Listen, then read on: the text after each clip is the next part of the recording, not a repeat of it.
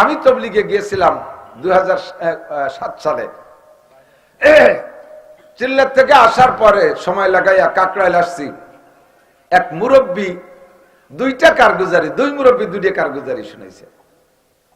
একজনের বাড়ি এই দিক ভোলার দিক, আর আরেকজনের বাড়ি রংপুরের দিক। দুই মুরব্বী দুইটা কারগুজারি। ওই মুরব্বী বলতেছেন যে আমাকে কুমিরি নিয়ে গেছিল, গেছে ভোলার দিকে। ওখানে গেলে কুমিরি নিয়ে গেছে, নদীতে গোসল করতে গেছি, আমার সাথীরা দুইজন উপরে আমার কুমিরি ধরে নিয়ে গেছে। আমি হলো জামাতের আমির, যদি সে মিথ্যে কথা বলে তাহলে আমি মিথ্যে কথা বলতেছি, আর যদি সে না বলে তাহলে আমার কথা সত্য। উনি বলতেছে আমাকে কুমিরি নিয়ে গেছে, পানির নিচে নিয়ে রাখছে, নিয়ে যখন গেছে তখন তো আমার হুঁশ নাই। এবার কুমিরি যখন পানির নিচে নিয়ে মাটির উপরে রাখছে, আমারে রাইখা পাশ দিয়ে এরকম ভন ভন করে ঘুরতেছে। আমার গায়ের কাছে পানি নাই, আমি স্বাভাবিকভাবে নিঃশ্বাস ছাড়তেছি। আমি নিজেকে নিজে বুঝাচ্ছি, আরে পানির নিচে এসে নিঃশ্বাস ছাড়া কিভাবে? পানির নিচে তো নিঃশ্বাস ছাড়ার জায়গা না। আমি নিঃশ্বাস যখন ছাড়তেছি আর কুমির আমার আইনে রাখছে, খাইতেছে না, তাহলে দেখি আমি কথা বলে দেখি পারি নাকি। আমি কুমিরে বললাম, ও কুমির, এই পানির ভিতরে তোর খাদ্যের অভাব নাই, অসংখ্য মাছ আল্লাহ তোর জন্য রেখেছে, আরো অনেক খাদ্যের ব্যবস্থা আছে। ও কুমির, তোর রব আল্লাহ, আমার রব আল্লাহ। আমাকে মার কাছ থেকে মুরব্বীরা 14 জন সাথীর জিম্মাদারি দিয়ে পাঠিয়েছে কুমির। আমি এই 14 জন সাথীর কোনো ব্যবস্থা করে রেখে আসতে পারি নাই, তাদেরকে দুটো কথা আমি বলে আসতে পারি নাই। ও কুমির, তুই আল্লাহকে বিশ্বাস কর, আল্লাহ পাক রব্বুল আলামিন তোর রিজিকের ব্যবস্থা করবে, আমাকে তুই সাইরা দে।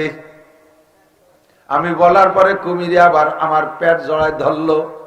মনে করলাম এই যে খাওয়া শুরু করে, ও আমার রস শুনতেছে না, আমার রসে ওরে দুর্বল করতে পারতেছে না।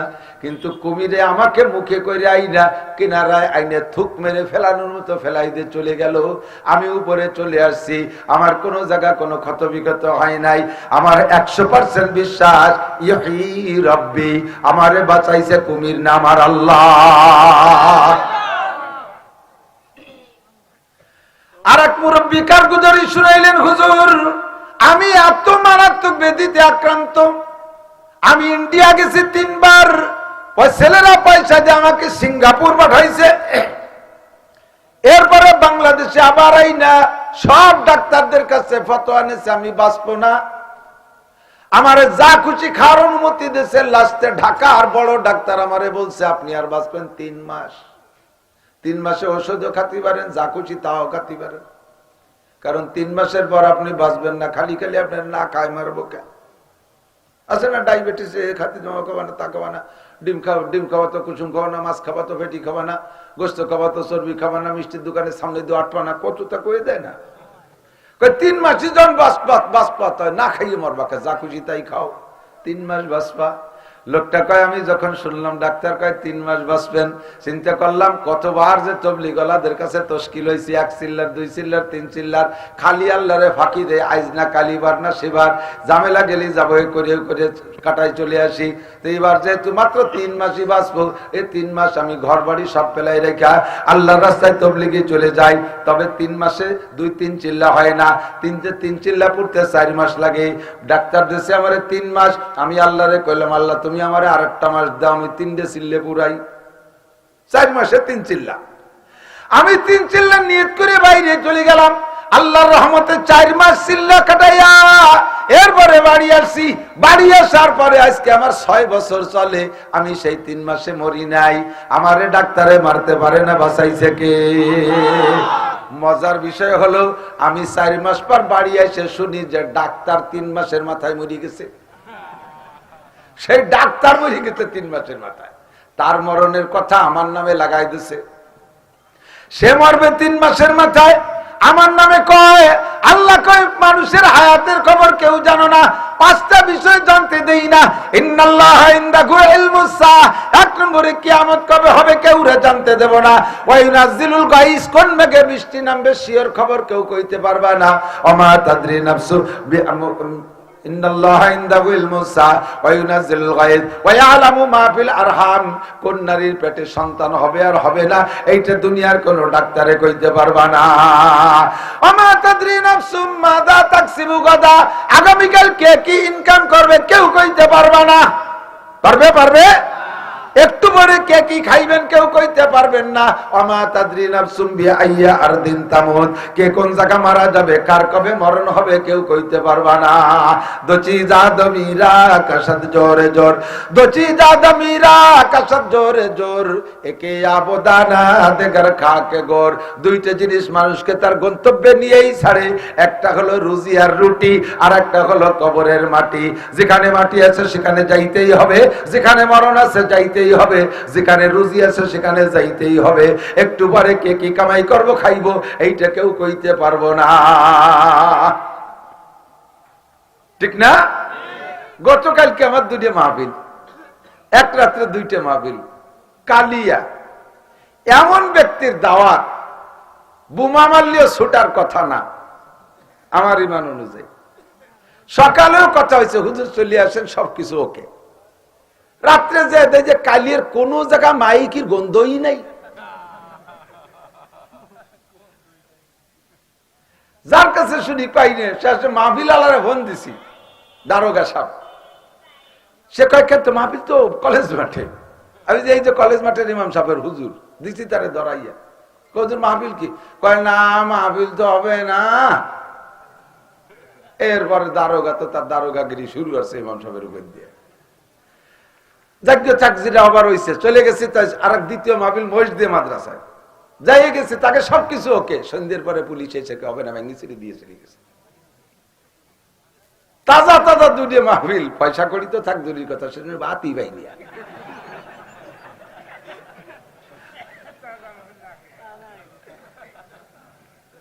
একটু পরে কি খাবো না খাবো কে জানে। আমাদের এক বক্তা মাঝে মাঝে বলি, ইউটিউবে তো আসে, বাটিয়াপাড়ার মোড়ে বসে কয় বক্তা গল্প করতেছি, এর মধ্যে রাতে 1টার দিক জমা হয়ে গেছি। এই নাস্তা পানি খাওয়া খাইয়ের ভিতর দিয়ে বিল দেবে কে? 5 জনে 4 জনে কাড়াকাড়ি হতেছি, একজন কথা কয় না, চুপ করে রয়েছে। তা আমি সালিশ করে দিলাম যে যেজন চুপ করে রয়েছে বিল উনি দেবে। আর উনি আমার কানে কানে কয়, ভাইজান আপনি দিয়ে দেন, আমার কাছে টাকা নেই। বড় মাহফিল করে আসলেন, আমার জীবনের শ্রেষ্ঠ মাহফিল ছিল আজকে। ওরা নিজেরা কইছে 50,000 টাকা দেবে। আমি স্টেজে বয়ান শুরু করছি, এর মধ্যে কাজে লেগে গেছে, মারামারি কিরাজে কোন দিক চলে গেছে, আমার খাতিও দেয়নি, মহাজও হয়নি। শেষ আমি আর 2,000 টাকা বিকাশে নিয়ে তেল কিনে নিয়ে বাড়ি গেছি। খাওয়ায় কে? কে খাওয়ায়? মানুষে পারবে? যত সাজগোজ হোক হবে না। উপজেলা চেয়ারম্যানের বাড়ি দক্ষিণ এলাকায় যাই এক জায়গা, অত্যাধুনিক সবকিছু, জিরা খুলি সেইটার মধ্যে আসতে গন্ধ। এক লুকমা গিলতি বাড়ি নেই, আইসে খুলনা এসে 0 পয়েন্টে খানা খাইছি। অমা তাদরি নাফসুম মাযা তাকসিবু গাদা, কে কোন জায়গা খাবে কেউ কইতে পারবে না। অমা তাদরি নাফসুম বিআইয়্যা আরদিন তামুত, কে কবে কোন জায়গা মারা যাবে এইটা কে জানে? আল্লাহ ছাড়া আজরাইলও জানে না, আজরাইলও জানে না।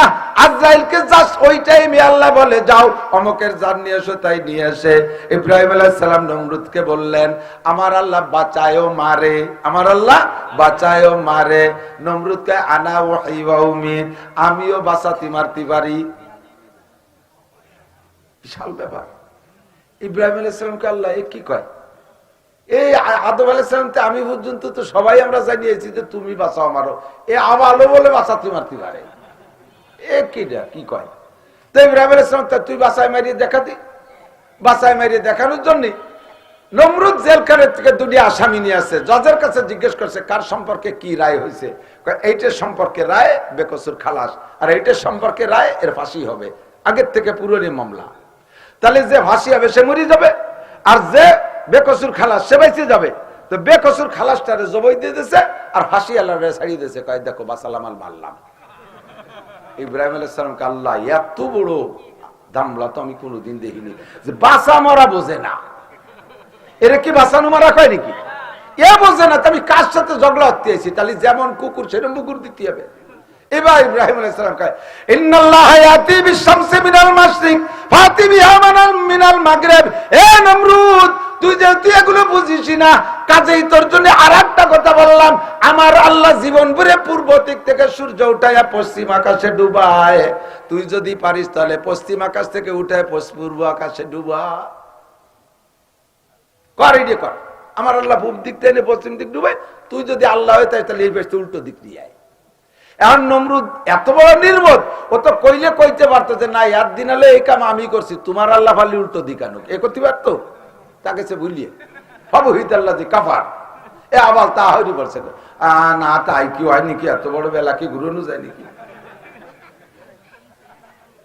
যদি নমরুদ বলতো যে হ্যাঁ এতদিন পূর্ব দিক থেকে আমি আনছি, তোমার আল্লাহ পশ্চিম দিক থেকে উঠান, তাহলে আমার আল্লাহ পারতো কিনা? জোরে বলেন, পারতো কিনা? আমার আল্লাহ পারতো। এ কাম কে পারে? এ বিশ্বাস আমার আপনার অন্তর আছে না?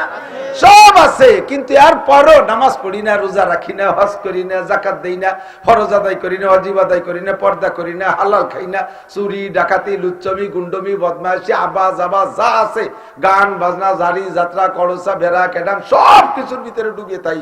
কারণ কি? আমার ওই ইমানের উপরে এই দুনিয়া নামের একটা পলি পড়ে গেছে।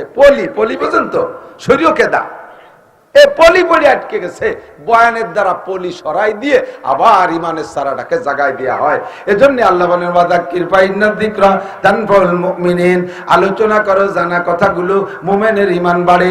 তাজা কাগি দাস্তান কর দাগা হয় সিনারা, গাহে গাহে বাজ কানি কিসায়ে পারিনরা। বুজুর্গানে দিনের ইতিহাস, সাহাবায়ে কিরামদের জীবনী, নবী রাসূলদের ইতিহাস, এগুলো বললে মানুষের ভিতরে ঈমান বাড়ে আর আমলের প্রতি স্পৃহা আসে। এই জন্য কিছু আলোচনা, কথা বলেন ঠিক না? মাহফিলে আমরা সবসময় দোয়ার ভক্ত। আমরা মুসলমানরা কিসের ভক্ত? দোয়ার ভক্ত তো, নাকি বলেন? হ্যাঁ, কথা কয় না? বর্তমানে দেখেন আমাদের নেতারা যারা রাজনীতিতে নির্বাচনে আসছে, কে কি হবে উন্ডা তো হিসেব করেই নামছে আল্লাহ বাসালি। তারপরেও আমাকে কাছে দোয়া চায়। আর কি সুরতে আসছে দেখছেন। একদিন যদি নামাজ পড়তে যাইও থাকে, কোন দলের নাম কইনি, আমলিগো না বিএনপিও না, যারা যা আছে যে দলই বলেন না কেন, যে দলই আসুক নির্বাচন, ইউনিয়ন মেম্বারের থেকে নিয়ে একেবারে সিনিয়র নির্বাচন পর্যন্ত, যখনই নির্বাচন আসে তখন সব বুজুর্গ হয়ে যায়। কি সুন্দর টুপি, এসে মোনাজা, আল্লাহ সরল আছে, কুলি মেনি নেয়। আল্লাহ যদি খালি আমার মতো একটুক বেহা হতো, তাহলে টুপি খুলে রেখে দিত। তারাই সারা বছর উলামায়ে কিরামকে ধর্ম ব্যবসায়ী বলে গালি দেয়, কথা বলেন ঠিক না? আমরা ধর্ম ব্যবসা করি না। সারা বছর যারা টুপি পরে তারা টুপি ধর্মে ব্যবসা করে না। যারা সিজনালি বছর আসলে মুসলমানকে ভুলা ভালা দিয়ে ভোট নেওয়ার জন্য আসে টুপি মাথায় দিয়ে, তারাই ধর্ম ব্যবসা করে। যে দলই আসুক না কেন, কোন আমলিগ আর বিএনপি এক দল না, শব্দ দূরে চিনি। কোন চাষি বা কম সালুন খাস জম, কথা কন, সব চাষির একই স্বভাব। একটা নামাজ পড়ে না, টুপি মাথায় দেয় না, নির্বাচন আসলে টুপি। আর আমাকে নাম কাজে ধর্ম ব্যবসায়ী। ধর্ম আমাদের স্বভাব, ধর্ম তোমাদের ব্যবসা। ব্যবসাকে সামনে নিয়ে এসে মানুষকে ভুলা ভালা দিয়া ভোট নেওয়ার চেষ্টা করো, ঠিক না? দুয়ার মহতাজ সবাই, দুয়ার কাছে ঠেকা সবাই, আসে দোয়া নীতি। লাস্টে হুজুরকে কাছে দোয়া যদি পড়ার না পারে, যাইয়ে বড় সিংহে ভিঙ্গে একটা মন্দির দিয়ে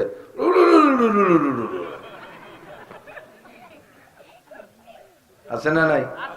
মুসলমানও মন্দির সিংহে দিয়ে সে জায়গা থেকে সেবা দিয়ে দোয়া নিয়ে আসে একটু নির্বাচনে জয় হওয়ার জন্য। আল্লাহ সব জায়গায় চিনি, সবগুলো চিনি, সারা দেশে এগুলো আছে, সব জায়গায় করে বলেন আমিন। আখলিস দীনাকা ইয়াকফিকাল আমালুল কালিল, তোমার ঈমানকে খাঁটি করো, অল্প আমলই নাজাতের জন্য যথেষ্ট হইবে। ঈমানকে পরিষ্কার রাখবো। সর্বময় ক্ষমতার মালিক কে? কুলিল্লাহুম্মা মালিকাল মুলক তুতিল মুলকা মান তাশা। জগতের মালিক মূলত আল্লাহ, কেউ আল্লাহ কিছুক্ষণের জন্য আঞ্চলিক দায়িত্ব দিয়ে ট্রাই করে, পরীক্ষা করে, তুমি দেখি ক্ষমতা পাইয়া কেমন আচরণ করো। যদি তুমি সৎ ব্যবহার করো তাহলে কিয়ামতে তোমার বিশাল একটা মর্যাদা আছে। সাবাতুন ইউযিল্লুহুমুল্লাহু ফি যিল্লিহি ইয়াওমা লা যিল্লা ইল্লা যিল্লু, ইমামুন আদিলুন, 7 গুণের মানুষকে আরশে আজিমের নিচে বসাইয়া আমি আল্লাহ 500 বছর পর্যন্ত নিজ হাতে আমার কুদরতি হাত দিয়ে জান্নাতি খানা খাওয়াবো। তার ভিতরে 1 নম্বর ন্যায় বিচারক বাদশা, ন্যায় বিচারক প্রেসিডেন্ট, ন্যায় বিচারক প্রধানমন্ত্রী, ন্যায় বিচারক মন্ত্রী, ন্যায় বিচারক এমপি, ন্যায় বিচারক উপজেলা চেয়ারম্যান, ন্যায় বিচারক ইউনিয়ন চেয়ারম্যান, ন্যায় বিচারক ওয়ার্ড মেম্বার, ন্যায় বিচারক মুহতামিম, ন্যায় বিচারক হেডমাস্টার, ন্যায় বিচারক প্রিন্সিপাল, ন্যায় বিচারক ভাইস চ্যান্সেলর, ন্যায় বিচারক মাতুব্বার, ন্যায় বিচারক বিচারপতি, ন্যায় বিচারক ডিসি, ন্যায় বিচারক ওসি, ন্যায় বিচারক টিওনো। যারা যে যেখানে দায়িত্বশীল আছে তারা যদি সেখানে ন্যায় নীতির সাথে দিনকে দিন প্রতিষ্ঠার লক্ষ্যে জগৎরে পরিচালনা করে ইনসাফের সাথে, আল্লাহ পাক তাদেরকে হাত ধরে কোলে করে নিয়া আরশে আজিমের নিচে বসাইয়া দিবে। পক্ষান্তরে যারা ন্যায় বিচার করবা না, অন্যায় করবা, জুলুম করবা, অত্যাচার করবা, নিরপরাধীকে জেলে ফেলায় রাখবা, অপরাধীকে ঘুষ খায় ছেড়ে দিবা, দলীয়করণ করে পার্সিয়ালিটি করে উল্টো পাল্টা করবা, আল্লাহ পাক বলেন তোমার হাসর হবে মা কারুন, হামান ও সাদ্দাদ ও উবাই বিন কল। কারুন, হামান, সাদ্দাদ, ফিরআউন, নমরুদের সাথে, জালেমদের সাথে তোমাকে যেতে হবে। আমার প্রাণপ্রিয় যুবকরা, রাজনীতি তোমরা যার যেটা ভালো লাগে করবা, আমি রাজনীতিতে হাত দেই না। তবে অনুরোধ করি ছোট্ট করে একটা কথা, কোন নেতার পালায় পড়া, কোন নেতার পালায় পড়া কোন মানুষের সাথে বেয়াদবি করবা না। বেয়াদবির বিচার তোমারই উপরে হবে। কিয়ামতে তোমার নেতা তোমারে বাঁচাইতে পারবে না। জগতেও যদি আল্লাহ তোমারে অ্যাটাক করে বসে বেয়াদবির কারণে, তোমার নেতা ও জায়গা যাইয়া কাম করতে পারবে না। ওই বিচার তোমাকেই উপভোগ করা লাগবে।